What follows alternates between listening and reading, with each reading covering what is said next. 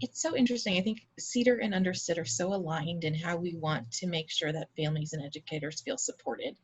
And to see that the resource guide you came out with matched so well with the resources we put together, it was just like, it almost, who knew that was going to happen, right? It came Right. together really nicely. I actually wrote a lot of the resources that are shared in the resource guide, and I wrote them from my teacher mind and translated them to my parent mind, right? Like, how do we take teaching practice, take the jargon out of it, and really make it accessible to parents? And that's, I mean, it's exactly what you're doing here too with this, so it's very aligned to make sure that we're giving people evidence-based things, but also in ways that they can understand it and not feel talked down to, right? And feel like it's something they can do in their daily lives. I think about I think one of the things is about following directions and how to really give directions in clear and concise ways. um, and it's just makes sense, but it's not something you think through in steps, right?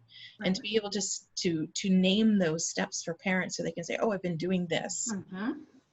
I am maybe speaking in longer sentences than I ought to, and I'll scale that back a little bit. I need to make sure that my child is actually attending to me, paying attention to me, and I have to figure out a way to do that. Like, all of this is provided Mm-hmm. in your resources and in our resources in between them.